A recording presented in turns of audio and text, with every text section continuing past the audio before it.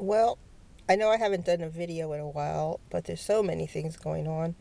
I was trying to avoid Donald Trump, but this is April 3rd, 2025, and yesterday, Donald Trump, Elon Musk, fired thousands of people from federal government positions, as I told you they would, and so there are lots of things you have to do when you have fallen into this situation.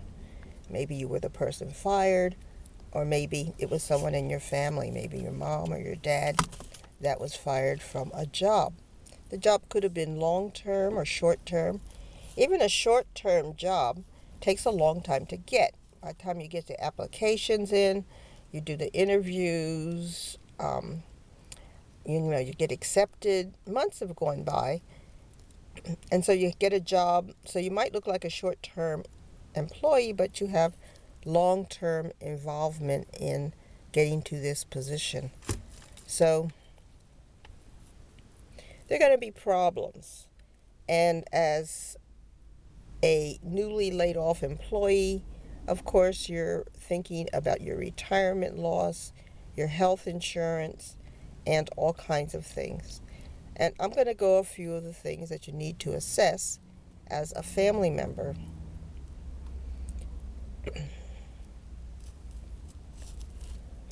One thing we look for, this is a very traumatic life event. It's one of the most important life events that the person will ever have. So you have to look as to whether or not the person has at all given up. The person might have been older, have health problems, be overweight, not be physically attractive in other ways, and not feel that they're ready to go out job hunting. Uh, so you have to, as a family member or as a neighbor or as somebody who is in their circle, who meets up with them, check, is this person at all suicidal or homicidal? Do they want to hurt themselves or do they want to hurt others? And this is an important thing for everybody to check out. Now, in my own hometown, somebody went into a pharmacy and shot and killed somebody. This is unbelievable in my area, but it happens. It can happen anywhere. If they have a plan to hurt themselves or somebody else, have they thought about it? Do they have a plan for how they're going to do it? Do they have a history of doing this in the past or of doing anything violent? Are they currently under mental health care? Do they have a psychiatrist or medical problems that they also have that might make their situation even worse than just a plain job loss? Do they have children who have health problems, or a wife or a significant other who has health problems that they might be caring for? They might be caring for their parents and also are concerned about their care since they've lost their job. So many, many things can be involved. And what about their housing? Housing, of course, is very important. How are they going to make their mortgage payments? Are they behind in their mortgage payments currently? Are their mortgage payments appropriate for their financial status? So these are things that you have to look out for. I don't know how much income these people will receive after they were told they were fired, but they have to plan. You have to plan if you are in contact with these people immediately, because waiting does not work out. If the person is unemployment for 3 months, 6 months, or a year, there is much less chance of them wanting to go on and get back into a regular 9 to 5 job. So you have to ask a lot of questions. And you have to ask, why are they feeling that they want to hurt themselves? Do they feel that life is not worth living right now? Have they ever thought about this in the past? Are they um, thinking about acting out and doing something? Do they have the means to do it? Do they have a gun or a knife? How do they plan to hurt themselves or somebody else? And do they have weapons in the house? And these are all things to know. If they have weapons in the house, it's important to um, see if you can get the weapons out of the house. And more importantly, don't have people doing activities in that house, because sometimes these lead to people doing hurting others. Uh, and it could be people in the neighborhood, it could be kids, it could be um, store clerks, whatever. So assess whether or not they have a weapon. Now, if they're planning to use something like a knife, of course, everybody has access to a knife, but you need to know how many knives and what kinds of knives they have, whether they're skilled with knives, and assess how much of a danger is that.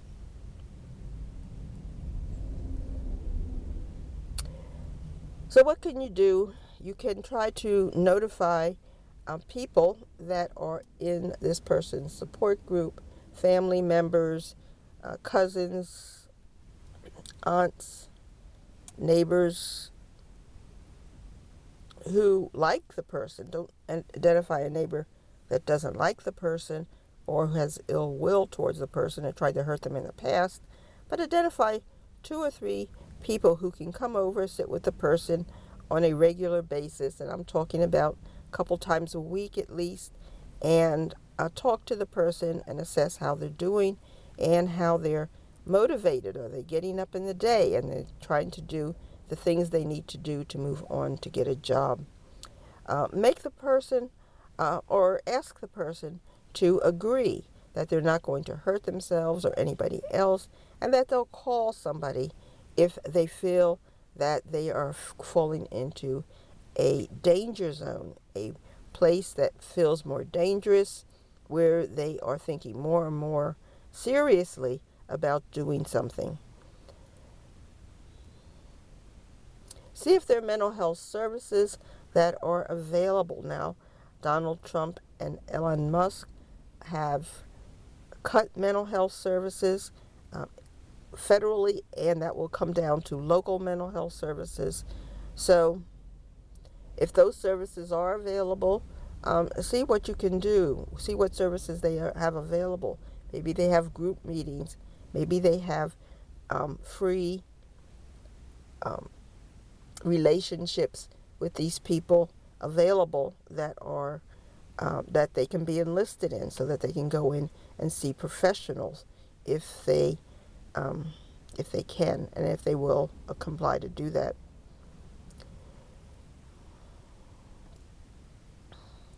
So if they don't want to or will not say that they won't hurt themselves or that they're not at that point, contact emergency people, so that if they are called to an emergency at the home, they will know that this person is there, and hopefully they won't be shot and killed like happens so often when these police or emergency people go to an emergency at a home. They find a person with a mental illness who's just under periodic stress. Now, this could be said for the boy, the man who killed the CEO.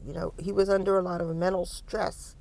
And these things happen when people are not taken care of. They don't have a support group that talks them down.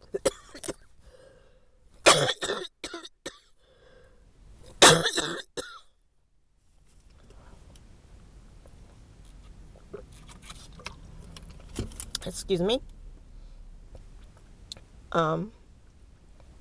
They'll go out and act.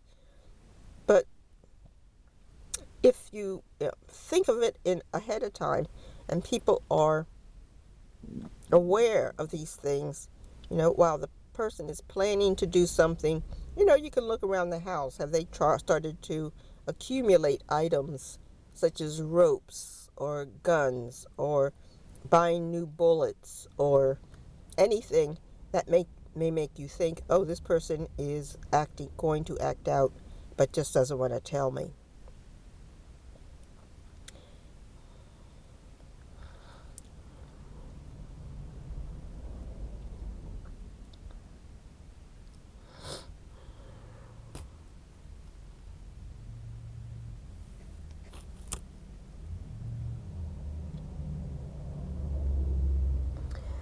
This here it says, you should have the person evaluated, and maybe you should even stay with the person. Now that's hard to do if you're not a professional.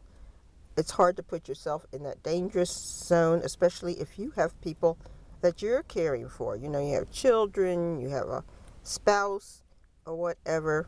You may not be in a position to actually go live with the person, but if that is possible, if you're close enough, if you feel it's safe, if um,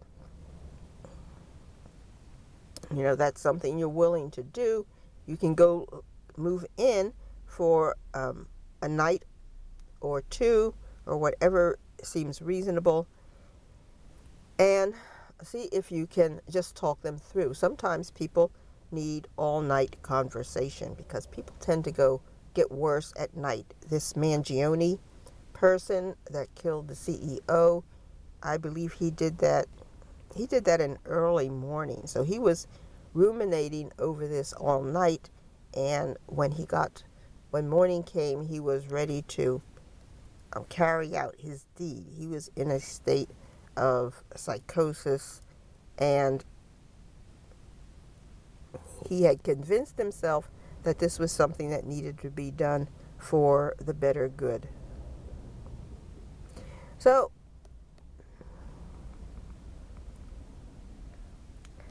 if, as I said, if you can watch them, that's fine. If a family member can come over and watch them, that's good too. Somebody who can actually check on them, check what's in their room, not in an insulting way, but just, milling around during the day and checking to see whether or not they're talking about, they went to Home Depot or the gun store or whatever, just in casual talk. You don't want to look like you're being bossy or assertive or that you're demeaning them in any way. People who are intelligent don't want to have people coming in their house with the assumption that this person is a potential murderer. So you have to treat them with respect. So these are some thoughts about what you can do to help a person who's recently lost their jobs. And then there are hotlines. There's the suicide prevention hotline at 1-800-273-TALK, TALK. That's 800-273-8255. Or on the internet, it's suicidepreventionlifeline.org. And they can also give you information that you can use to help you in supporting this person or persons. There are going to be a number of people. If there's one person near a job site that got fired, there are going to be lots of them because they closed buildings. They closed, they took buildings that had thousands of workers and reduced it to 5 employees. And those guys are going to probably get fired soon. They're just winding down the job. They may not know it. So I hope this has put some good ideas in your head. And of course the VA is being stripped down, so they're not going to have as many services.